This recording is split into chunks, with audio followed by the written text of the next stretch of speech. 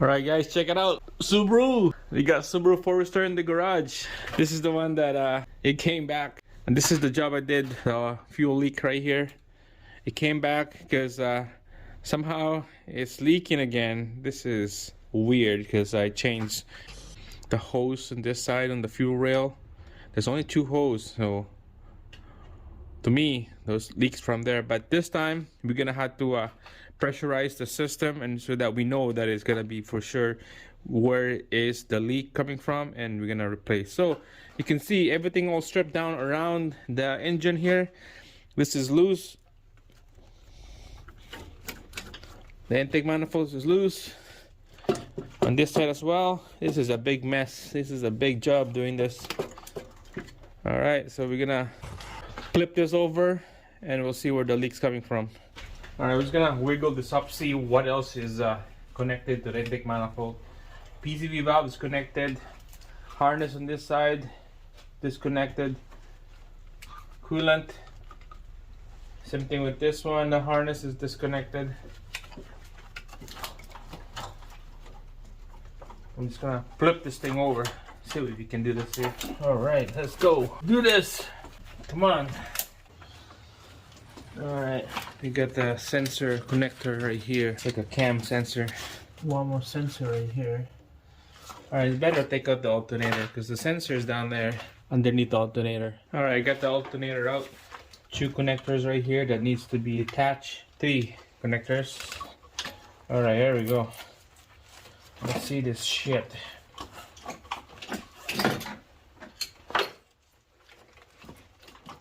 Alright, sensor on this side, the sensor connector right here.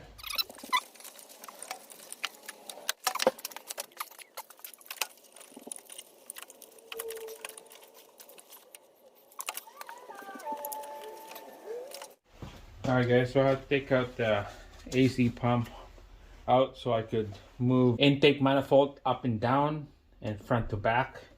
So we need lots of room right here. So this is it. Flip it upside down. There we go. Alright guys, so you can see it's on the side right now. We're gonna pressurize this fuel system here. We can see where is the leak coming from.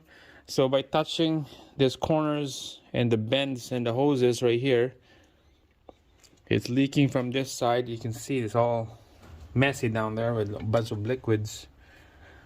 By the touch of it, like it looks like it's leaking from here.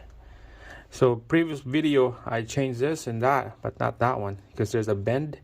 That's why it's tough to get one of these. So I don't know, we'll figure out. We're gonna pressurize this system here. I got that booster pack, positive and negative. I got the harness plug into the intake manifold to the body of the vehicle, ECUs. That one is not, so let's see if it energizes the system. Alright, so just keep an eye on that one area right there, that one spot. Let's see if we got fluid coming out.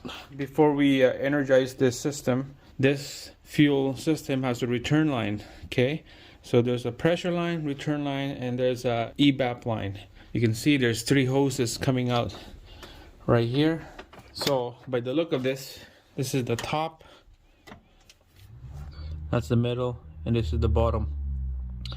The top one is the return, the middle is pressure, and the bottom one is the evap emission. So the top one is return. We're gonna pinch that hose with the vice grip. Okay, so make sure we're gonna wrap that around so it won't damage the hose. So this is the hose that we're gonna pinch, the top one, and then we're gonna pinch it. All right, there you go. So that when we pressurize this fuel system, it won't go back to the return line. It would just pressurize it and would stop right here, and we'll see the pressure leaking from that line or hoses. All right, let's go put the key on, engine off. All right guys, so in this area right here, I'll get you guys really close up, okay? It's right by the fuel regulator right there. So close up, really close. And then just watch that area where the two hoses are. I'm gonna pressurize the system again. Here we go.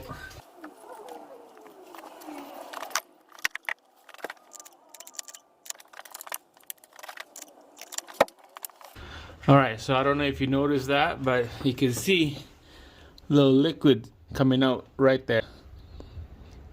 I'm not sure about that one. I have to replay the video and watch this again, but you can see right there. Alright, we're gonna change that hose and then crimp it down really good. I changed the old clamp to a new one right here. That's a new one. The old one was super loose. It won't tighten anymore. So I had to replace it with this other style of clamps. This one it was a little loose. Double check everything, okay? All this stuff right here, double check, make sure it's super tight. This one was a little loose. Now it's tight now. See, make sure this one too. Everything, guys, double check. Make sure it's nice and snug so that you won't have that leak. Okay. All right, let's pressurize this thing and double check, see if this leaks again.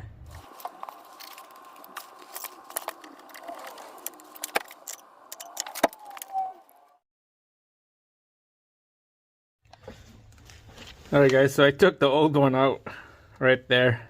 This thing is pretty stiff now. It's hard to compress. So this is garbage. Here's a new one from Subaru. I don't know why I got a straight one. Should have been a molded one that has a L shape into it, but you know what? This is all we got. We had to make this thing work. Let's see if we could get this thing in here. All right, this thing is tough. It won't go in there. It's tight in there. You're gonna have to keep hitting it till it goes in here, bottoming it out. Slowly working. Now we'll put it on here. We'll bend it over. Let's see if this works. It goes like that.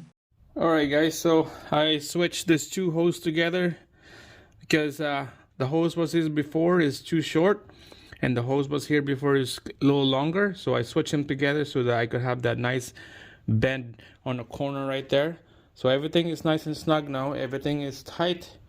Now we're gonna pressurize this. Make sure double check all those clamps are super tight now, and should be good. So we're gonna pressurize the system and let's see if we have some leaks going on here.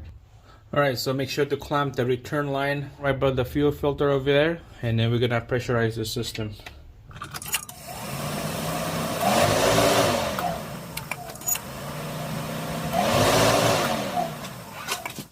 Alright, so it looks like we got no leaks. I cycled the key twice. I could hear it buzzing the fuel pump and we got nothing, no leaks. Alright, we'll try this again. Everything is good, everything is dry. We'll cycle the keys a couple times again. Here we go.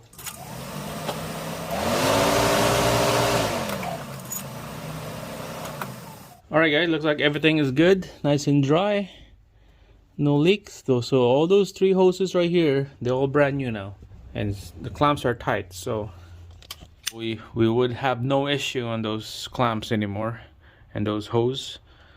We're just gonna fast forward everything. Don't want to show you all this boring stuff to put everything back together.